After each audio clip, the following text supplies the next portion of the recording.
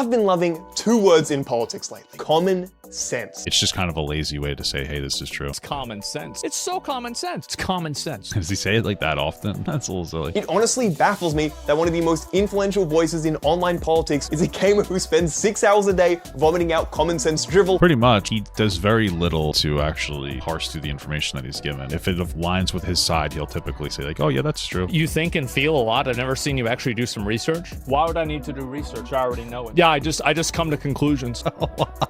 That's f***ing insane. If it's such a bad idea to do that, then why do I keep coming out with positive outcomes? I don't need to see 50 different studies to know if you put a wolf in a cage with 10 rabbits, there's not going to be 10 rabbits by the end of the day. I don't need to have a million levels of data and representation for it. I don't know, he might be kind of right. Maybe slightly based. I also think that there's a financial incentive at play for Asmongold for him to not critically think, and he's getting rewarded by his community.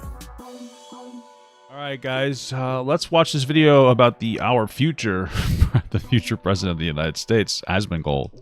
Asmongold? I don't know. Anyways, from Max Morrow. I'm curious about it. It's called Trump, Asmongold, and the Dangers of Common Sense Politics. I think it's interesting. I'm not a particularly big fan of Asmongold, but I know right now his father is doing very poorly. He's taking a bit of a break, so God bless him.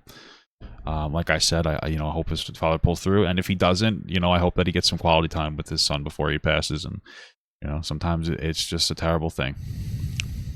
Sometimes life is terrible, and it is what it is. So, but anyway, let's watch the actual video. This is the common sense take there. Do you guys feel the same? All right, here we go. We got iDubbbz on the screen. By the way, am I do you guys feel the same way? He's just checking in with us, guys.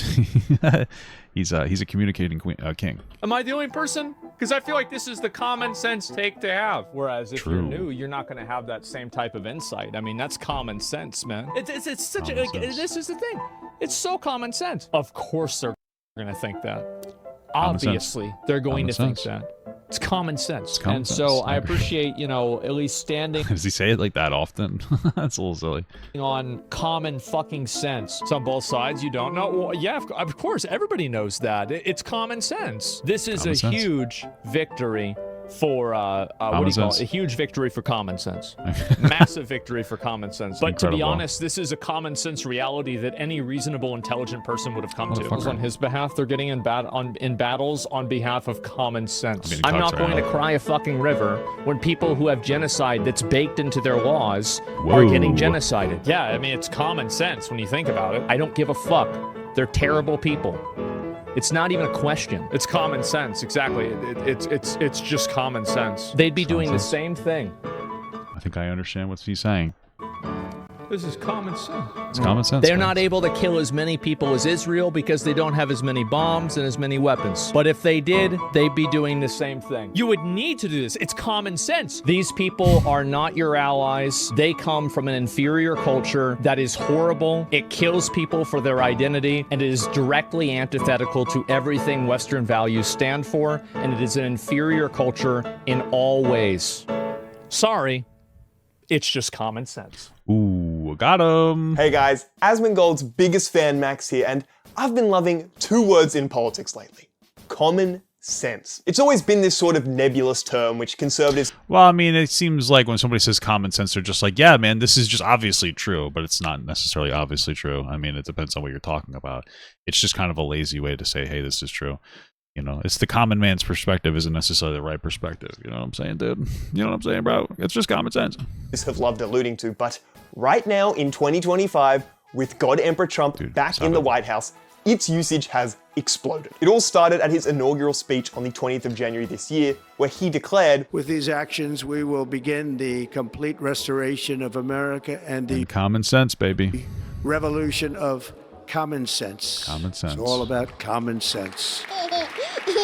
Ooh, shit, okay, I'm not gonna lie, that does sound kinda exciting. So what was step one gonna be in this common sense revolution? Well, step one in common sense revolution, guys, we're no longer going to listen to experts when it comes to vaccines or healthcare or climate or if the earth is round or any of those things. 10 days later, when 67 people were killed in a mid-air collision between a passenger plane and military helicopter, Trump was ready to put his plan into action. At a press conference addressing the incident with absolutely zero evidence to support him, Trump decided to blame the crash on DEI policies as apparently there were pilots being Oh yeah, I remember that. This was after Trump had Jesus fucking Christ. This is apparently after Trump had cut he had cut funding for air traffic controllers, and that was actually the real problem, not like DEI. So that was incredible. Who had severe intellectual and psychiatric disabilities. That is amazing. Amazing! That's right. That is so beautiful. Even though the investigation had barely begun, Trump's galaxy brain and infinite wisdom had already determined the true cause. Now, when a reporter asked him how he possibly could have come to that conclusion not even 24 hours after the crash, Trump simply responded, well, he can't just say, hey, yeah, guys are kind of fucked up by cutting air traffic controllers. My bad. You can't say that, because then you would have to admit fault. So people how to make shit up. Because I have common sense. Okay. Me, when I have common sense? Unfortunately, a lot of people don't. wow. And they said the revolution wasn't going to be televised. But okay, that press conference was 6 months ago, and a lot more details about the crash have been released since then. We now know the helicopter had a malfunctioning altimeter, there was a communication breakdown between the pilots, and air control staff failed to deliver vital emergency instructions. These were all contributing factors, and although we still have to wait until early next year to get the full report, do you want to know which claim still has zero credible evidence to support it? Yeah, that whole DEI thing Trump said. As it turns out, using your common sense to decipher deeply complex situations like, oh, I don't know, mid-air collisions between aircraft. I think it's common sense that Trump was just trying to distract people and blame it on whatever he opposes. So he was just, that's what he always does. So common sense dictates he do be doing that. He do be doing that. Isn't a particularly effective way of arriving at the truth. Yet for some strange reason, common sense has become this absolute rallying cry for the MAGA movement, and in my estimation, it's having a pretty corrosive effect on political discourse. Well, it's just like the easy perspective. It's just like, oh, this is easy to believe, so I want to believe it. That's pretty much what it really boils down to more than anything else. That's really literally all it is. It's like, this is easy to believe. I'm going to believe this because my brain do be hurting when I think too much. That seems to be more of what this whole common sense, quote unquote, debacle is all about. I think that people are a little burnt out on thinking or something, and they don't want to actually think critically about the actual world around them. So they just come up with, easy excuses for why, things happen. If you want to see the impact of it in real time, look no further than the most popular political streamer in the world right now, and our good friend who happened to feature in the intro to this video, Asmongold. It honestly baffles me that one of the most influential voices in online politics right now is a gamer who spends 6 hours a day vomiting out common sense drivel based on cherry-picked Twitter clips and submissions to his own fucking subreddit. We are so... Pretty much. I mean, he does very little to actually parse through the information that he's given. If it aligns with like his side, he'll typically just kind of like say like, oh yeah, that's true. That's really all it is. Oh fuck, this is a boss. Unbelievably fucked shit. if that is the scope of our political engagement, but we won't start the Asmongold hate posting just yet. So, fellow truth seekers, come join me on a journey to understand the extremely ideological, dogmatic, and ultimately flawed way of thinking which is holding conservative brains captive. So okay, before we can dive into any of the fun stuff, I think it's first important that we understand what is actually meant by the term common sense. As I alluded to in the intro, it's a pretty nebulous phrase which means different things to different people, and that can make pinpointing an exact definition a little challenging. But with that being said, I think Duncan Watts, a social scientist who has written extensively on this topic, offers us a pretty good starting point. Roughly speaking, common sense is the loosely organized set of facts, observations, experiences, insights, and pieces of received wisdom that each of us accumulates over a lifetime in the course of encountering, dealing with, and learning from everyday situations. Now, sure. It do be the thing most people do be believing. There's a lot to unpack there, but I think the most important place to start is the fact that common sense is very intuitive and practical by nature. Yeah, it's from what you learned, like they obviously just said. But it's one of those things where it's going to be very grounded in confirmation bias. Like you're going to call something common sense that you learned when you were younger, and you may not even be questioning, which is kind of interesting when you think about it. I mean, there obviously are some fundamentals. You learn math and shit, like how much of that's going to change. But at the end of the day, you're listening to a kid, right? I mean, to some degree, you're kind of just listening to a kid. Like, yeah, I learned this when I was younger. This was just what I grew up learning. You should always be questioning to some degree. You should always be questioning to some degree. You don't have to fully question everything that you've ever... Well, you should. You should be skeptical of everything, even things that you've heard before. You should start questioning those things. Where'd you hear it from? What do they found? What's the foundation of those things? You shouldn't always rely on this like common sense idea. Example, we'd say it's common sense to let everyone out of an elevator before you get in one. It's common sense to look both ways before you cross the road. And it's common sense to say please and thank you when somebody does something for you. These are all things the average person picks up in their day-to-day life as they observe other people in society complying with these norms. And once you get that type of practical wisdom, it just becomes a subconscious response in the future. You know, once you burn your hand on a hot stove, you hopefully don't have to think too hard about doing it again. And look, in your day-to-day life, I'm not gonna sit here and argue that that isn't a valuable thing to have. There's good reason as to why we associate so many positive connotations with this type of common sense, as the people who have it tend to be sensible, they make good decisions, and they lead stable lives. You know, I don't think we'd have— Well, obviously there's gonna be a difference in common sense when it comes to safe. I mean, not even just safety. I mean, these are pretty simplistic things. Look both ways for you cross the street so you don't die.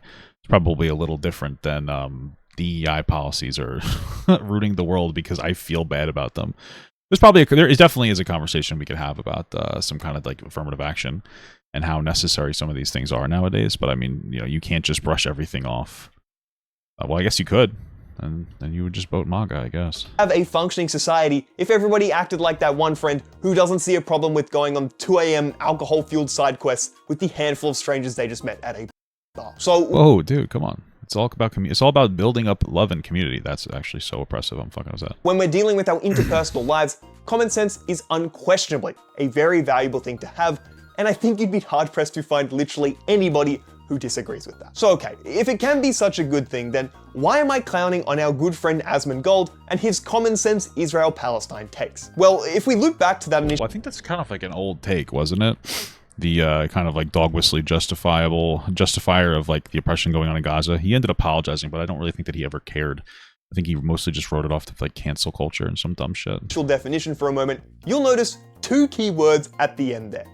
Everyday situations. Yes, when we're waiting in line at the shops, taking the bus to work, or eating at a restaurant, we should rely on our common sense to govern our behavior. However, the second we start to scale up those intuitions from one-on-one interactions to, I don't know, government policy aimed at resolving complex issues on a societal level, well, we're gonna run into some pretty significant issues. To get an idea of what I'm talking about here, I want to show you this fantastic clip I found between common sense warrior, man of the people Piers Morgan, and evolutionary biologist Richard Dawkins. They were having a discussion about the creation of the universe, and in trying to wrap his head around the Big Bang, Piers asked this. Well, someone as logical— Well, you're probably going to struggle with common sense if you learned all your quote-unquote common sense from the Bible, unfortunately. I'm not saying the Bible is all bad, but I'm just saying, you know, talking about, you know, things that came from societies thousands of years ago.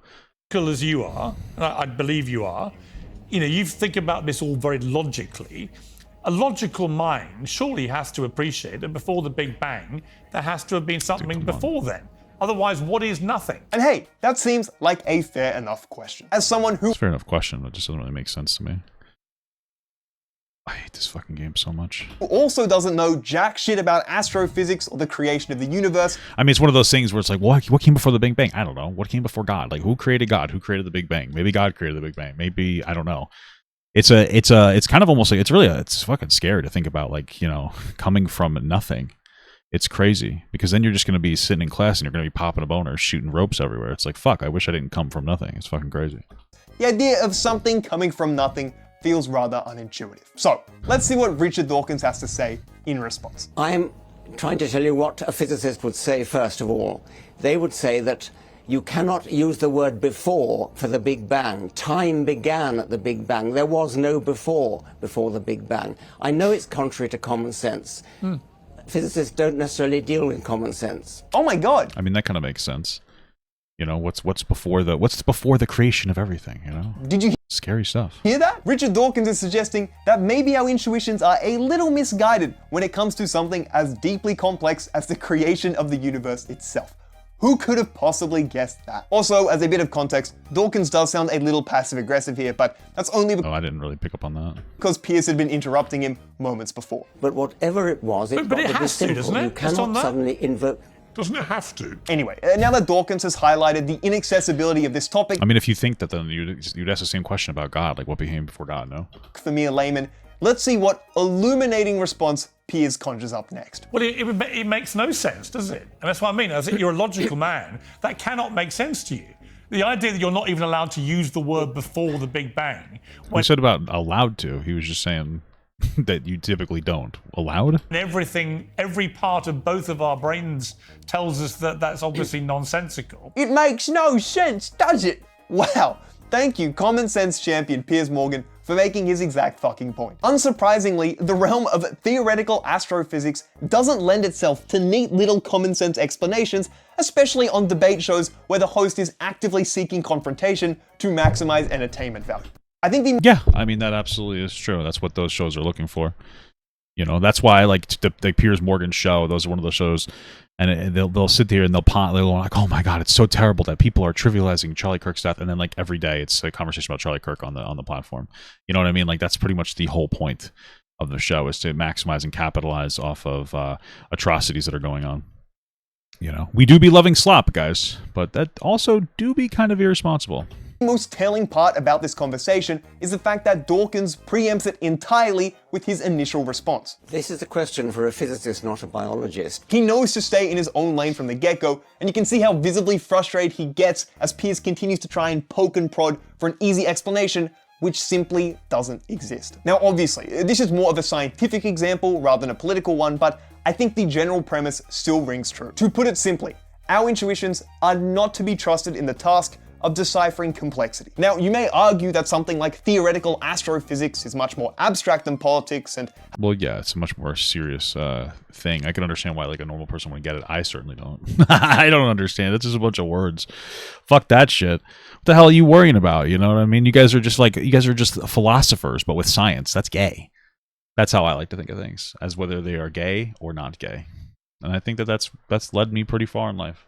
Has a higher bar to entry, but this could not be further from the truth. When we enter the realm of the social sciences with disciplines like economics, sociology, and politics, we are studying the way in which millions and millions of people interact with one another inside of these massive systems. That introduces a world of complexity which our little peanut brains and its primal intuitions can't even begin to comprehend without a lot of care and nuance. For example, let's take a topic like managing the consequences of climate change. At the heart of this issue is a balancing act between the need to protect and preserve our natural environment with the need to grow the economy. There's a clear tension between those two things, which are both very important when it comes to ensuring the prosperity of a nation, and some type of balance needs to be struck between them. So what does that look like in terms of policy? Do you try a carbon tax to make polluting more costly? What effect does that have on inflation for everyday consumers? Might that reduce consumption and therefore stall economic development? Should you give tax credits to businesses which use renewable sources of energies? What about— I mean, yeah, sure. Investing I understand what he's saying. more into the research and development of future technologies. Additionally, you also have to— I think what you should do is cut all those things and say that climate change doesn't exist. Because guys, could we have even did we make the Ice Age happen? No, I didn't think so. So climate change, it is not real. Those are effectively the arguments that we're seeing right now from, what was it, Marjorie Taylor Greene said something along those lines.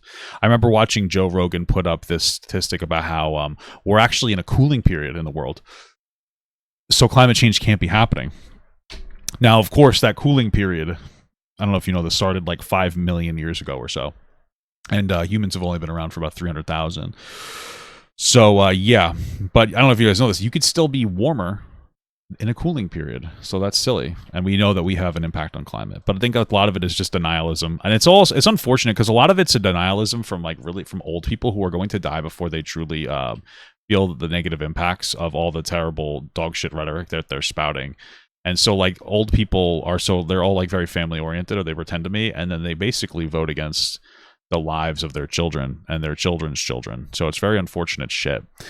Especially since it's always old people that are like retired and they're doing fine, and they're like, guys, I get $100,000 a year on my pension, but now they want to tax me $2,000 more a year.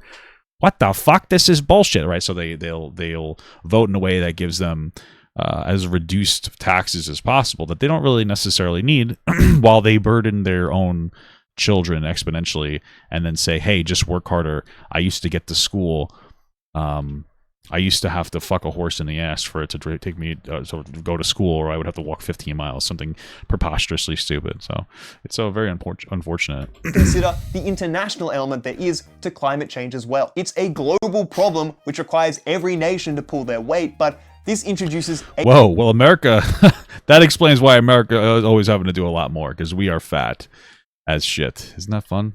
A free rider problem to the mix. One country may set ambitious targets to reduce the CO2 they emit, whilst another may double down on their emissions to grow their economy more rapidly. That's the exact reason Trump withdrew from the Paris Climate Agreement in 2017, as, rightly or wrongly— because, you know, our economy was so weak back then, we had to remove ourselves from it. Probably wrongly, he felt as though other nations were taking advantage of the United States and their efforts to reduce emissions. I mean, fuck, just look at this 20— I mean, I know that they were, I think Canada wasn't pulling their weight, but they were on track to pull their weight by like 2032, and I think that we agreed to give them that time, so I was like, okay, whatever. 2012 banger from the— I mean, if you think about it, so right now, we're not even really close to like the top fucking emitter of poop in the atmosphere. But if you look at it, historically, we have been very high, like a very high pooper, so to speak. We've emitted a lot of shit. So to say like, hey, maybe we have more of a responsibility to kind of stop it, because we've historically done a lot of, terrible emissions. I don't think it's irresponsible to say like, hey, we should get ahead of the game. We have the resources to do it. We can go towards or gravitate towards cleaner solutions. So maybe we should. If we can, maybe we should. To say that, I don't think it's ridiculous. Even if we're pulling our weight more than other places, I don't think it's a bad idea. on Twitter. The concept of global warming was created by and for the Chinese in order to make US manufacturing non-competitive. And look, that's barely even scratching the surface when it— Manufacturing? Dude, our manufacturing, like, we've been gravitating away from a manufacturing market. We've been gravitating towards a services market. Manufacturing gets displaced by technology and like robotics and AI technology. That's why factory jobs were closing for a very long time. You know, switching towards services is a good idea. It's harder to automate a service. I mean, you could automate anything to some degree, but it's harder to automate a service. And typically service jobs pay better, so.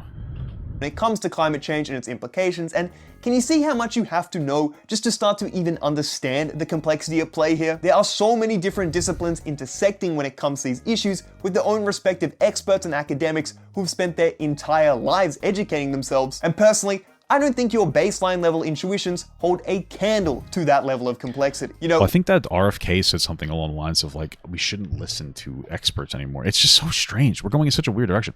I think you should be skeptical, but holy fuck, we're going in such a strange fucking direction at this point. It's unhinged, honestly. When one nation, a far-right party here in Australia, has a page on their website labeled Net Zero Common Sense, it kind of has me scratching my head because I don't really understand which part of anything we just talked about could be properly understood through the lens of common sense. That type of language is massively reductive. Like I said, I think it's easier for people to parse with this concept of common sense instead of the actual reality of the world. It's just hard for them to think. I think that people just get uncomfortable having to think deeply and meaningfully about things, and so they gravitate towards what's simple, especially when that thinking comes with having to make concessions with things in your life. You know, when you're told, hey, there's climate change, we have to gravitate towards a greener solution, it might cost you more money to engage with electricity or something in some capacity. You're going to get upset and say, no, fuck that. This isn't real. When I was younger, this didn't exist. Why does this exist now? What the fuck? And you just start gravitating towards that mindset. And I think that that's what a lot of it is. And dismisses any level of nuance which political issues like climate change absolutely demand. Alright, I hope everyone enjoyed that entree of climate change, because it's now time to get to the mouth-watering main course of immigration. This is one of the most polarizing issues in global politics today, and it's a place where we see a lot of painful fucking discourse. To get an idea of what I'm talking about, top 5 highest emitting countries for the greenhouse gases are China, the United States, India, EU 27, and Russia. I don't know what EU 27 and Russia is. Is this collectively or is this by year? Huh, we were pretty high up there. I thought we were lower, dude. Holy fuck, we're pumping, dude. We're top, dude. We gotta get those numbers up. I thought we were lower. I thought we were lower per year, but like higher overall because of our history. Damn, dude, I'm fucking ignorant as shit. What the fuck? That might, wait, is that true? I don't know. All right, I can't find it, but I think we're higher up there. through some of the common sense talking points you'll hear from a conservative. Illegal immigrants are stealing jobs from native-born workers, they reduce the wages of working class people, Whoa! as they're willing to work for less money, and they drive up house prices because they need somewhere to stay. I mean, all those things are probably true to some extent. Here's my epic question to you guys. Who's hiring them? Like a shocking question, am I right? Who the fuck's hiring them? If this is like a real issue, who the fuck's hiring them? Businesses, billionaires, rich people. You know what I mean? So it's like fucking stupid when you hate those people for taking a job that's offered, but you don't hate the people for offering the job. I find it so strange.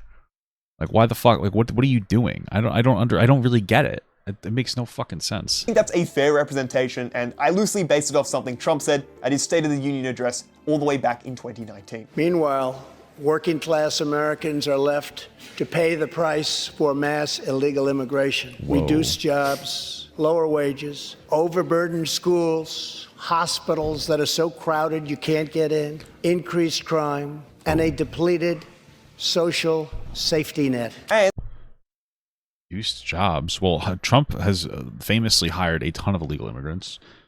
They might lead to lower wages. Gonna think that maybe our shitty redistribution of wealth is probably worse about that. No conversation about raising minimum wage. No safety nets for safety nets being picked apart piece by piece. Overcrowded schools. I don't think that's illegal immigration. Overcrowded hospitals. We'd have a better hospital infrastructure if we had better health care. Increased crime. I mean, they typically commit less crime because they're afraid to commit crime because they'll get deported at a higher rate. So I just don't know. Okay, gotcha. Increased crime and a depleted social safety net. And this also happens to be something. How about we lift the fucking the cap on Social Security tax for rich people? Like, why the fuck? You don't need all that money, boy. It's better if we lifted that up. You want to fucking reduce some shit. Good friend Asmongold has talked about on his stream too. And you're also taking those jobs away from citizens that are here. And So also, true. So good true. point. So Where do they live? Well, they live in houses. Well, okay, well, we have people that don't have houses that are in the country now. Well, what the fuck? Like, I mean, it's just, this is not even a question. And look, I think That's crazy. What do you think is worse for the housing market?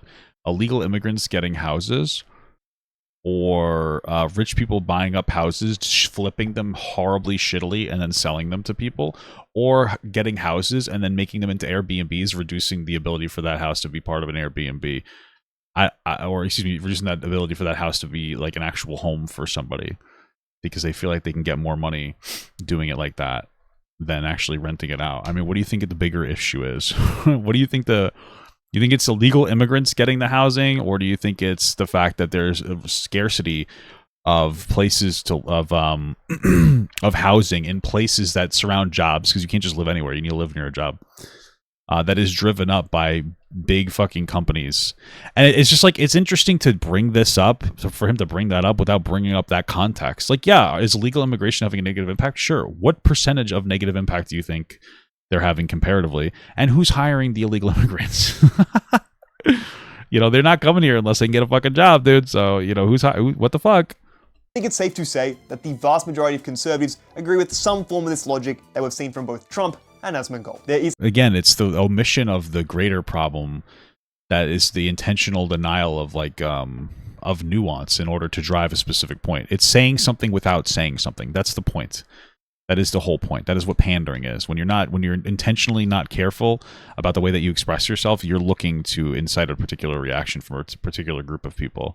And those would be fucking idiots in this case. Is a limited pool of resources, whether it be jobs, government welfare, or housing, and illegal immigrants / mass migration puts a strain on those resources, which negatively affects everybody in the country. On its surface, this feels like it could be a plausible common sense take, but unfortunately, these claims are either 1, outright incorrect, or 2, so misleading to a point which is downright deceitful. So, to get a better idea of the complexity which underpins an issue like immigration, let's take a deeper look point by point. We'll start with the jobs argument first. Conservatives are 50% correct when they say immigrants are taking jobs from native-born workers, but they're ignoring the other half of that equation. Now, hopefully this isn't too much of a shock, but yeah, who's hiring them? It actually turns out that migrants have to sustain their own existence in the exact same way that a native-born citizen does. That means buying food for their families, paying rent to live somewhere, and purchasing a whole host of goods and services, which brings an additional level of consumption to the economy, which wouldn't otherwise exist. As a result, well, yes, they'll have a stimulation effect on the economy. When they come here, they have to buy stuff, so they put money into the economy for sure. That doesn't mean that we can overburden our system by having anybody in here, but I guess they do contribute like generally positively to the economy. So, result, businesses have to start producing more stuff due to this extra economic activity, and would you look at that, we're creating new job opportunities. This is something economists have known for a while, and this misconception even has a name: the lump of labor fallacy. It's wrong to think of an economy as a fixed pie in which there's a finite amount of work to be done and you're fighting with other people to get your share. No, they're much more fluid than that, and the amount of work to be done scales with the level of economic activity and production. For example, when women began entering the workforce— well, yeah, that's why if you decide that you're just going to like fucking pop every illegal immigrant out of the country, you're going to substantially reduce the strength of the economy. Like 100%. You're going to be reducing the amount of like, basically economic units buying things.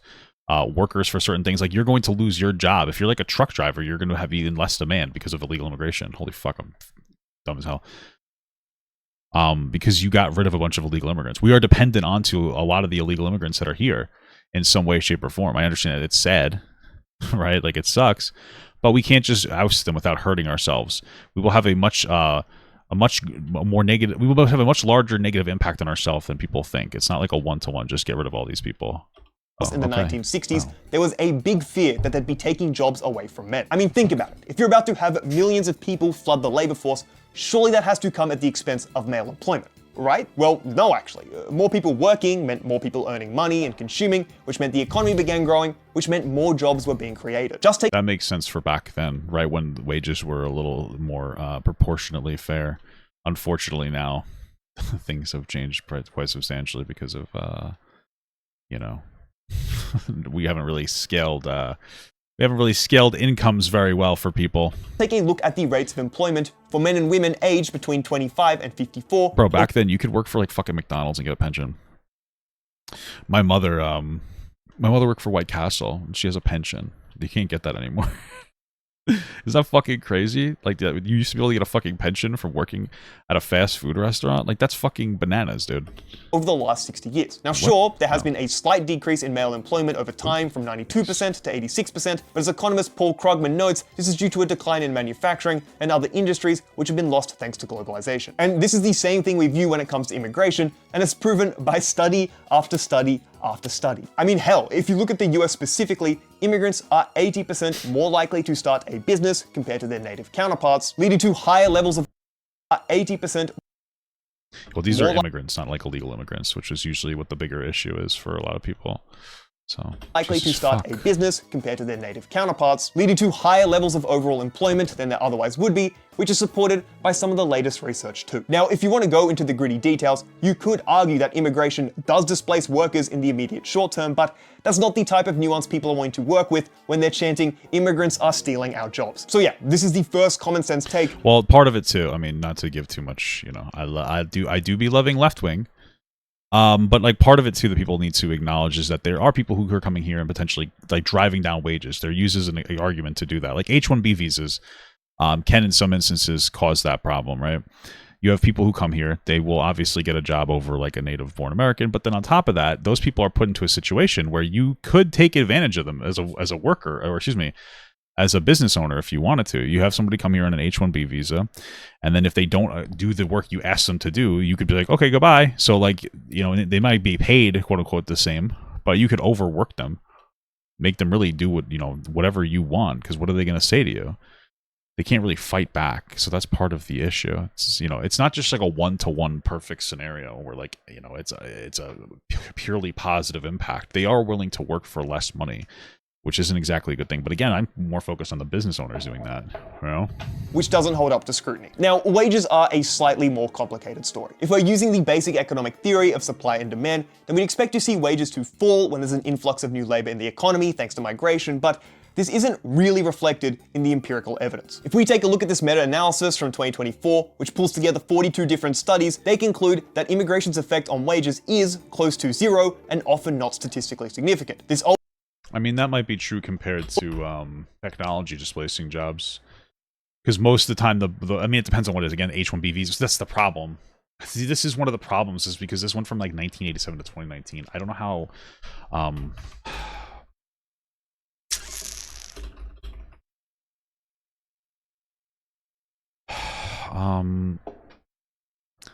I mean, H-1B visas have been around since 2008. I don't know how popular these visas have been for technology jobs. You would imagine that most of this is happening in like lower skill labor jobs.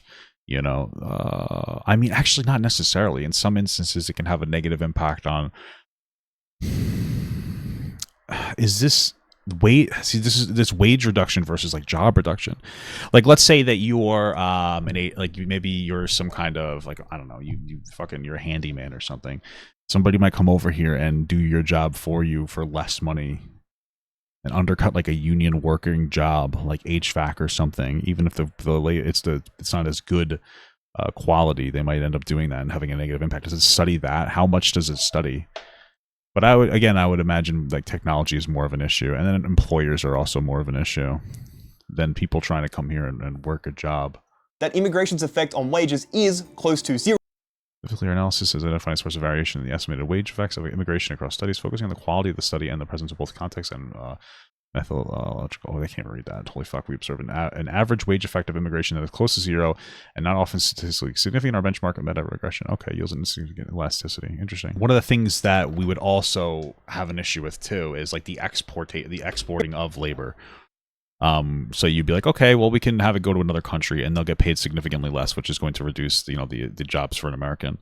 Again, that's kind of an issue that we can't even resolve anymore, because we're seeing technology just do that anyway. So it's not like we could bring those jobs, like factory jobs, back necessarily, because you'll just displace those jobs with some kind of like robotics or AI technology. But like, yeah, it's not just about people coming here. It's also about like outsourcing it to other countries. So, I just want to make sure that like we understand that there is an impact here, in some way, shape, or form. But I'm never going to blame somebody for coming here and trying to work a fucking job, Zero and often not statistically significant. This older meta-analysis from 2010 found something similar, with the wage and employment effects of an immigration shock being very small. Or here, a study from the Reserve Bank of Australia in 2019 found that we typically do not see large effects of immigration on wages, and the effects these studies do find are often positive. And again, one final meta-analysis from 2014 concluded that most estimates are small and, on average, essentially zero. Now, this is... But there's also another aspect of this of like, Americans are more entitled workers, and not even just pay wise, but they're in a lot of instances not willing to do the same work that like an immigrant, regardless of whether they're illegal or not, is willing to do. So there's also that too, which I think people should keep in mind.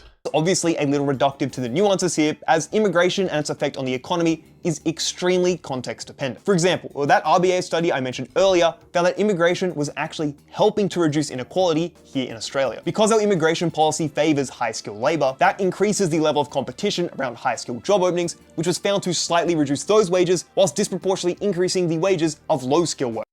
If workers who must compete with migrants or are those with the highest wages, as would be expected if migrants are disproportionately skilled, then this mechanism predicts immigration causing a decrease in wage inequality, as high-wage workers experience lower wages while low-skill wage workers receive high... Wait, what? I'm sorry, am I reading this right? Immigration policy favors high-skilled labor. That increases the level of competition around high-skilled job openings, which was found to slightly reduce those wages whilst disproportionately increasing the wages of low-skilled workers.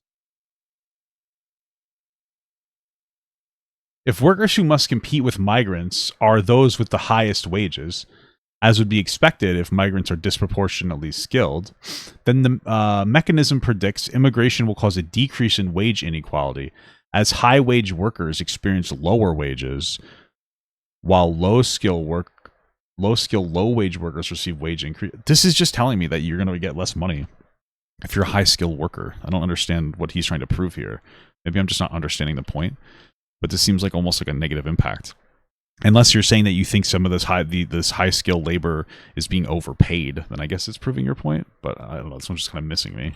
Therefore, in an Australian context, we actually found that immigration had a positive effect on the wages of working class people. Now, to be clear, that seemed to be more of an isolated of working class people.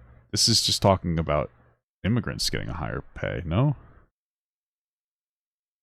Oh no, I guess it's just talking about higher. Okay, sure. I guess that's his point. That the immigrants come here and they somehow increase the wages of low skill labor. That doesn't make any sense to me. I don't quite understand what the fuck he's talking about. That doesn't really make too much sense to me. Why would immigrants coming here increase the pay of low skill labor workers, but then they would reduce the pay of high skill labor workers? That sounds like something just doesn't make sense to me. Example from what I was able to read, so let's hone in on the general consensus here. At worst, immigration has a slightly deflationary effect on the wages of working class people, but this is massively outweighed by the benefits it provides to the economy more generally. And hey, as someone who actually cares about the material conditions of the working class, that's an important caveat. In fact, I'd say that's a great political discussion to be had, as we should redistribute the economic gains of immigration such that everyone is better off in society, but do you really think that's the level of nuance you're going to get from a political commentator like Asmongold?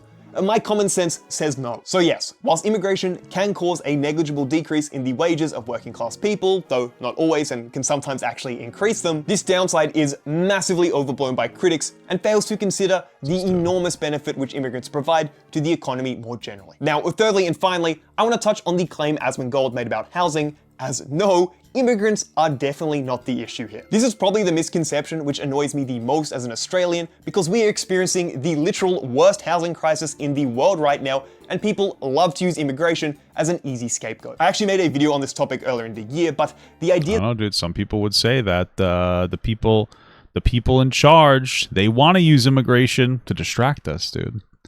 They just want to, aim everything at an easy boogeyman. Those scary Hispanic people coming here illegally that just want to provide for their family. Ooh. Oh, are we? Okay. I see what you're saying. Okay. I think I'm misunderstanding something that's happening here. Because what you're saying is that there are immigrants who come here and they have high skills and they want the high skill paying jobs. And because there's more people in that job, it's going to reduce the overall wage of that job, but there's going to be more of that job and more people are going to be having more wealth. That's fine. I think one of the biggest problems with this video— okay, I see what you're saying. And then that logic applies to low skill jobs, but in reverse. Are you saying that because there's fewer people wanting to do low skill labor jobs, they'll raise the pay?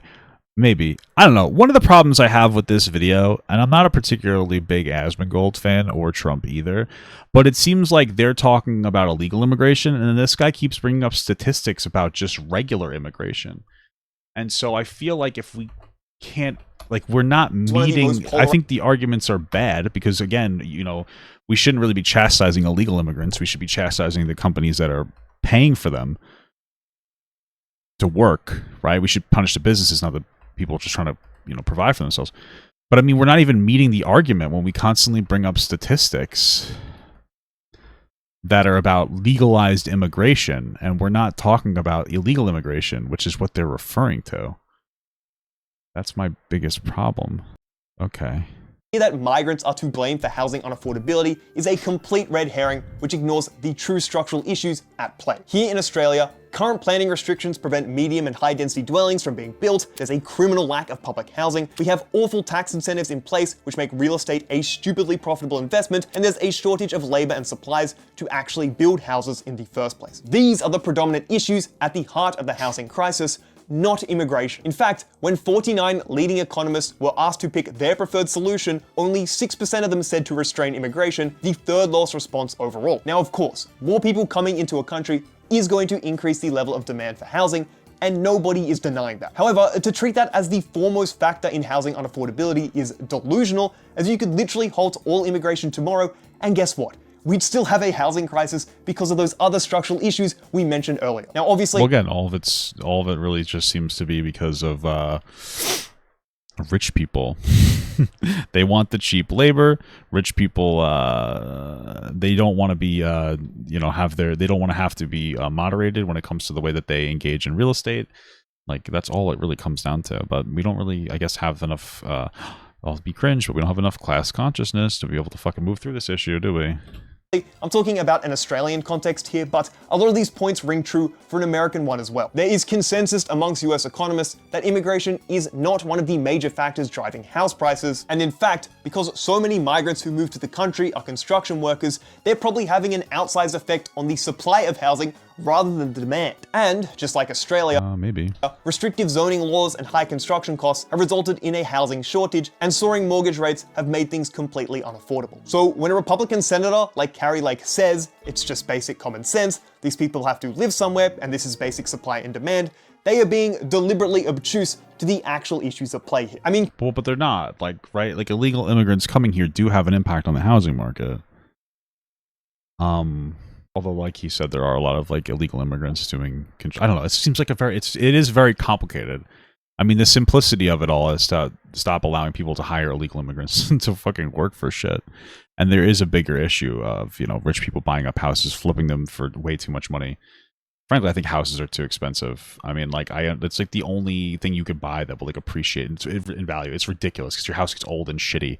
You buy your house for $50,000, you sell it for like $2 million. Obviously, that's insane. But people bought their house for like $50,000, 30 years ago, and they're like, yeah, I could sell it for like $400,000.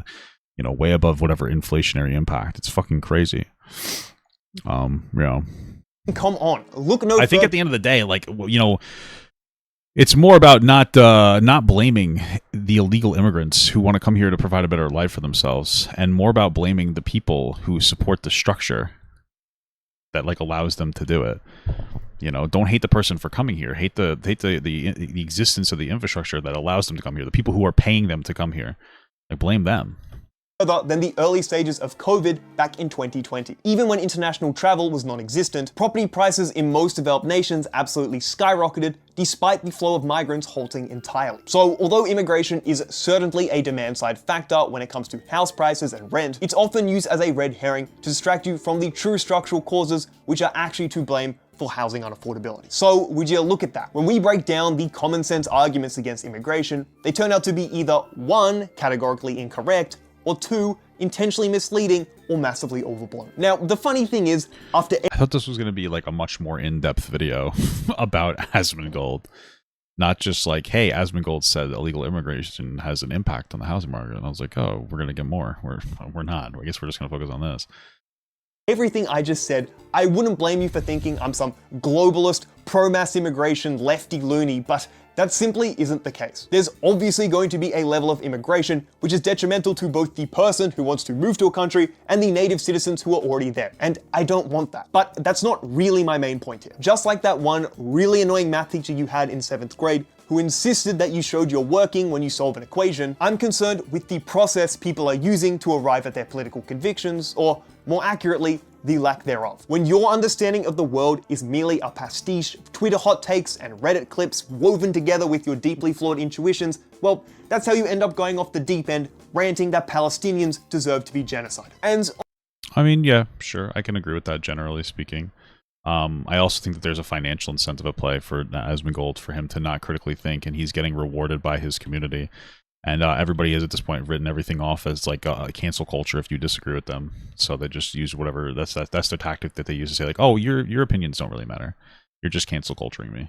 On that note, actually, the scariest thing about a political commentator like Asmongold is that he doesn't seem to care that this is his process of arriving at the truth. When someone in his chat directly challenged him over the fact that he doesn't seem to do any research to arrive at his political beliefs, this is how he responded. No, you think and feel a lot. I've never seen you actually do some research. Why would I need to do research? I already know it. Yeah, I just come to conclusions, and then they're right. Pretty much every single time. At first, oh, is he trolling? What? What? Holy fuck, he's got to be trolling there. That's fucking insane. thought he was joking here and actually laughed because, based alert, who the fuck needs to do research when you're always right? But then he continues. Like, if it's such a bad idea to do that, then why do I keep coming out with positive outcomes? You really think that all these people coming from countries that have totally different laws and the ways that they treat women over there, You really think that there's not going to be an increase in bad behavior in that area? Especially when there's no vetting properly to make sure the ones that are acting in good faith or not? You don't need to have statistics for that. It's common sense. Like, I don't need to see 50 different studies to know if you put a wolf in a cage with 10 rabbits, there's not going to be 10 rabbits by the end of the day. I don't need to have like 50 fucking studies of this. I don't need to have a million levels of data and representation for it. It's common fucking a priori knowledge that every single reasonable person knows. Sorry.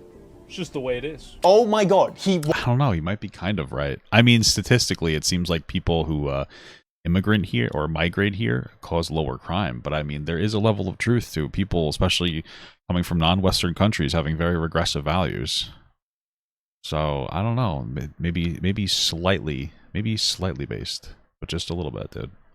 Wasn't fucking joking. This is the most influential political streamer in the world, and this is unironically what he thinks about academia. The situation he just described of how cultures can potentially clash when people immigrate is quite literally the purpose of studies and why they're so useful. Like seriously, conducting a natural experiment around a population that experiences an increase of immigrants and analyzing the consequences of that sounds like the single most useful thing you could have to have a more informed opinion on this topic. I know that's a little different to watching one video of an anti-immigration protest in the UK and basing your worldview on that, but unfortunately, a study like this would be a much more accurate representation of reality. Dismissing the possibility that a study could be useful here by going, oh, actually, if you put the wolf in the cage, it's gonna eat the rabbit, it's gonna eat the rabbit, and then using your common sense is like actually so insane, I'm kinda at a loss for words.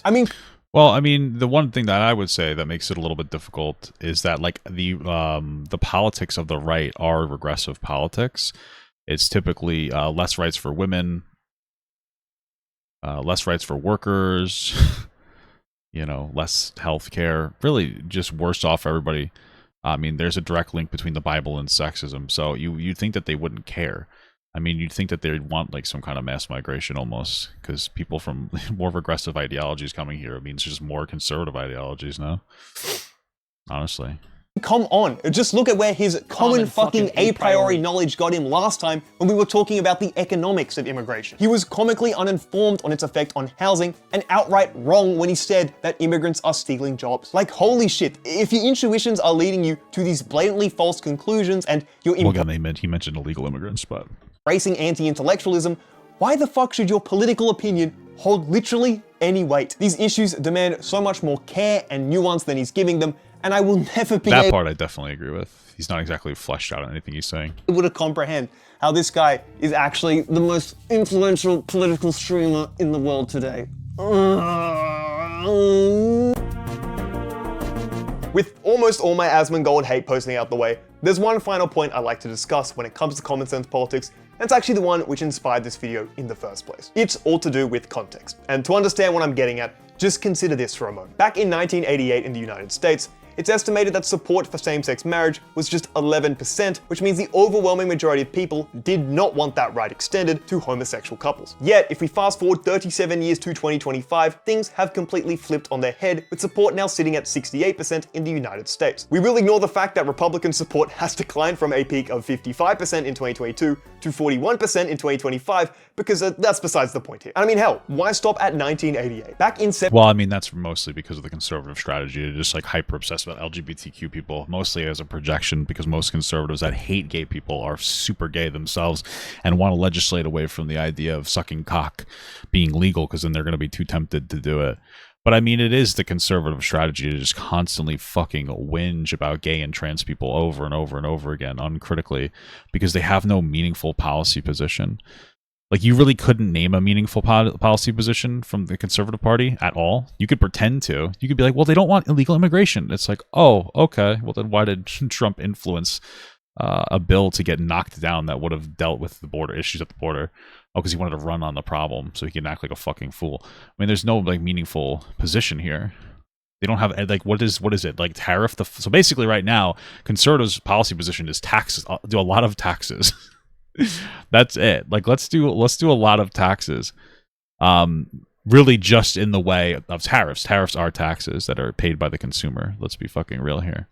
That's pretty much the entire policy position from conservatives right now, is to defend more taxes, which is very strange and quite a marked, difference from what they used to advocate for. But 1779, Thomas Jefferson tried to reduce the maximum punishment for sodomy from death to just castration, but it was rejected by the Virginia legislature. Now, if people were literally willing to kill others for having gay sex, what does that say about the common sense take on homosexuality in the 18th century? In fact, I can almost guarantee you that there was some Asmongold equivalent back then writing op-eds in the Boston Times. Well, it's so funny that you'd bring it up, kind of, because I think that the biggest way, I think that the biggest example of Asmongold being like a little fucking piece of dog shit roach was when he had his take about how they should separate the T from LGBTQ. And the reason is because he doesn't believe it himself. And you could tell as you listen to it, he says we should separate the T from the LGBTQ because that's where the most divisiveness is going towards, right? And then when someone says, yeah, trans people are a problem, he says, well, not necessarily, because he doesn't believe that they're a problem. So if you don't think that trans people are a problem, and you're saying they should be separated from the LGBTQ, then what you're telling me is that you are uncritically affirming conservatives' dumb fucking idea that trans people are a problem performatively, even though you don't believe it, for money. Because you don't believe it. It's one thing if you think that you should separate these things because you believe it, which you're just fucking stupid. It's another thing to actively grift for basically a divide and conquer mentality, because that's what conservatives want to do when they say shit like that. They want to do a divide and conquer. You know, it's fucking embarrassing. It's pathetic. He obviously doesn't believe what he's saying. About how sodomy is an unnatural perversion of the sexual act, and anyone with common sense would know that since the writings of Thomas Aquinas in the late 13th century. And there's also another example I want to look at. In the first chapter of Ha-Joon Chang's book, The 23 Things They Don't Tell You About Capitalism, he raises an interesting point about the evolving definition of the free market through time. He uses the example of the Cotton Factories Regulation Act of 1819 in Britain, where the government sought to ban the employment of young children under the age of 9 due to how dangerous the working conditions were for them. And what the fuck, dude? What the hell, dude? Who's supposed to get their fingers in all those small little crevices in the fucking in the factories? As insane as it may sound to us today, this stirred up a massive controversy at the time, as critics thought it undermined the very idea of a free market. Because we're 2 centuries removed from that situation, I think we'd all agree that the use of child labor is a moral abomination, but for someone living through the Industrial Revolution, well, if a child voluntarily enters the agreement, and they want the money and are willing to do the work, who are you to tell them that they can't? Just like the treatment of queer people throughout history, this just highlights how our sensibilities are bound by the time and context we exist in, and that's really important to remember. Fuck, I just realized that kind of sounds like a Kamala Harris quote, and I'm sorry that it does. You Why? exist in the context of all in which you live and what came before you. By definition, our common sense is anchored to the present moment. It's informed by whatever the current societal and cultural norms are, and this tends to make people's intuitions a passive endorsement of the status quo as a byproduct. Although this can be problematic when it comes to something like the treatment of gay people before the year 2010, it also does have the power for good. As long as they don't grow up in one of those freakish Republican households which are actively regressing, they're not gonna have to think twice about the issue of same-sex marriage. They'll learn it's a right which is constitutionally protected, they'll see queer characters in the media they consume, and they'll undoubtedly have friends and family who openly express their sexuality too. The world they're growing up in has... Whoa, I hope they do, dude. Wait. No. Maybe not completely, but... Yeah, I mean, I generally agree with this guy. The common sense, or what is common sense... I mean, this is really like an Overton window conversation. It's going to shift as people get more educated about different things. Like, for sure, I understand that's why you shouldn't completely rely on common sense for complex social issues. Yeah, sure. I mean, that point's been, I think, pretty well made. But the thing is Asmongold doesn't care. I mean, I guess this is more for people who consume Asmongold's content, but I don't think that they care either. I don't think that they care about the truth either. I think that they're looking for somebody to affirm their fucking delusions. I think that's what they're looking for. They're looking for somebody who will affirm their delusion that like gay and trans people are dangerous and bad people. That's all they're looking for. And Asmongold has no problem being that person that is willing to affirm those delusions. Greatly normalize the existence of queer people, and that is going to inform their intuitions on the matter. It just makes you think, how are future generations going to reflect on our common sense views of the present day? Like, in the same way we condemn our forefathers for shit like slavery and colonialism, I just wonder what we're normalizing in society right now, which my great-great-great-great-great-grandson is going to look back and criticize us for. Perhaps the developed world's inaction on global poverty, how long it's taken us to get our shit together on climate change, or, my personal bet, I think it'll be the absolute atrocity that is factory farming, but we won't talk about that for the third video in a row. I don't know, it seems like lab meat is becoming more of a popular conversation, so maybe we'll have some lab meat soon for people to to get rid of like factory farming. Ourselves into the shoes of future generations, or to step back at least with some degree of impartiality, which acknowledges our place in history, only gives us more clarity in the way we approach today's issues. In fact, this line of thinking kind of reminds me of this one banger quote that there is from MLK. The arc of the moral universe is long. Oh, Charlie Kirk told us that he's a bad guy, so we can't listen to him. But it bends towards justice. Given the trajectory of human history and how we've tended to improve things over time, with a few hiccups along the way, it would seem safe to assume that a handful of our common sense attitudes of today are flawed in ways we can't even conceptualize yet. Obviously, it's impossible to predict the future and know what we're wrong about, but I think that's exactly why we should bring some skepticism and open-mindedness to the societal norms we embrace today. To think we have everything figured out at this exact point in history when the light bulb was only made like 146 years ago feels a little bit optimistic to me. Ultimately, today's common sense was yesterday's revolution, and to think we don't have some more revolutions coming up in the future, whether they be philosophical, technological, or just outright violent conflict, would be a little bit naive, to say the very least. So, where does that all leave us? Well, the first thing I want to clarify after everything I've said here is, no, I'm not endorsing a technocracy here. If you don't know, a technocracy is basically a system of government where society is run by a handful of technical experts, and oh yeah, that's what we need. No man, what we need to do is we need to get rid of the Electoral College. I think that's enough is enough. While we let these fucking people get disproportionate voter rights. I mean, like, really, what is the point of doing it? Well, smaller states get representation. Bro, why, we get more representation. Why do they need more representation? You guys act like the Conservative Party would disappear without, if we went to a popular vote system. That wouldn't happen. What would happen is that the conservatives would just get more popular. They would be like, okay, we can't be complete dumb fucks. We're going to have better policies. And by better policies, I mean slightly better policies. Maybe an actual policy for once. It's not going to be this drastic fucking unhinged shift in like such a wild fucking direction. It's not going to be anything crazy. But I mean, what does the Electoral College exist for? Back in the day when we've had fucking slaves, so that you could have your slaves be counted in the population by 3/5 so that they can have an impact on how much representation you get. I mean, if you look at it, people in prison are counted towards the population in some areas. So like that, which is to some extent you can consider a form of slavery in some degree, depending on if they have them do labor, which takes away jobs away from other people. But like what? I mean, you're just allowing smaller states to have like representation that they don't need. They shouldn't have. I'm not saying they shouldn't have representation. I'm saying that they don't need as much as representation as a larger state that has much more of a positive impact on society, that's giving more money economically. You have these smaller states that are benefiting heavily from some form of socialism through the means of getting like taxes given to their state, disproportionately more than that state gives them, or the people in that state gives to the federal government. So like, places like New York, New Jersey, California, they're basically funding these smaller states that get disproportionately high representation as the remnants from a time where we used to think slavery was okay. I mean, Jesus fuck. No, fuck that.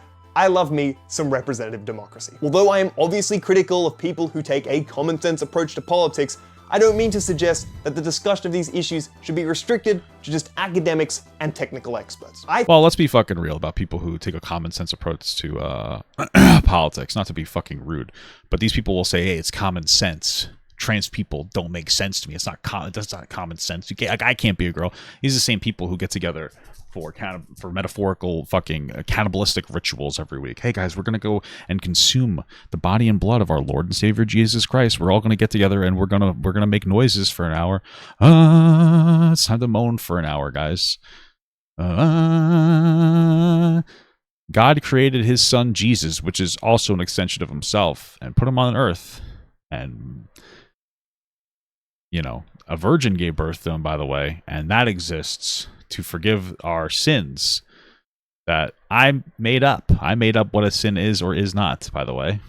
I've created rules, and if you don't adhere to those rules, You're a bad guy, right? What the fuck are we doing here? I mean, like, what sounds more common sense? A person feeling like they were born in the wrong body, or, you know, any religion?